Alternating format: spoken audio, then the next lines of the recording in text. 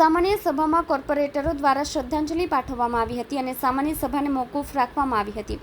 શાસક અને વિપક્ષના કોર્પોરેટરો દ્વારા ગેમર દેશના પરિવારને તમામ રીતે સહાય આપવા માટે એકસૂરે વાત કરવામાં આવી હતી.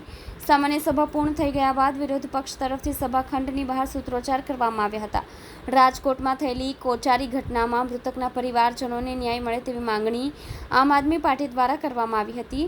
સુરતના તક્ષશિલા કાંડ બાદ હજી પણ મૃતકના પરિવારજનો ન્યાયની અપેક્ષા રાખીને બેઠા છે, પરંતુ તે પૂર્ણ થઈ નથી. તેવી જ રીતે રાજકોટના મૃતકના પરિવારજનોને પણ ઝડપથી ન્યાય અપાવવામાં આવે તેવી માંગણી કરવામાં આવી હતી. જી, આજે આપણને બધાને ખબર છે કે એક પછી એક ગુજરાતની અંદર દુર્ઘટનાઓ બની રહી છે.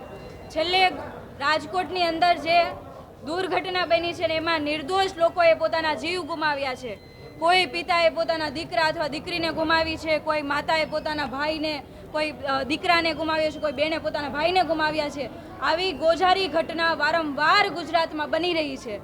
છતાં પણ આ શાસકોને શરમ નથી આવતી, આ તંત્ર જાગતું નથી. જ્યારે આવી કોઈ દુર્ઘટના બને ત્યારે સફાળું તંત્ર અને શાસકો જાગે છે. આ દુર્ઘટના પહેલાં પણ તક્ષશિલા અગ્નિકાંડ થયું હતું. હાલ પણ અત્યારે પણ એ વાલીઓ ન્યાય માગી રહ્યા છે. હજી સુધી એમને ન્યાય નથી મળ્યો. મોરબી ઝૂલતા બ્રિજની દુર્ઘટના હોય કે ભરૂચનો અગ્નિકાંડ હોય હોસ્પિટલનો, કે પછી કાંકરિયા રાઈડની દુર્ઘટના હોય, બોટાદનું લઠ્ઠાકાંડ હોય, આ તમામ પ્રકારની દુર્ઘટનાઓ અગાઉ બની છે. અને જ્યારે પણ આ દુર્ઘટનાઓ બને છે ત્યારે માત્ર ને માત્ર વાહવાહી લૂંટવા અને કઈ રીતના લોકોનો જે ગુસ્સો છે એને દબાવી દેવાય અને કઈ રીતના દેખાવો કરી શકાય એના માટે તંત્ર અને શાસકો દેખાવો કરતા હોય છે. કહેવામાં આવતું હોય છે કે કોઈ ચબરબંધીઓને છોડવામાં નહીં આવે, પણ પકડવામાં ક્યારે આવશે?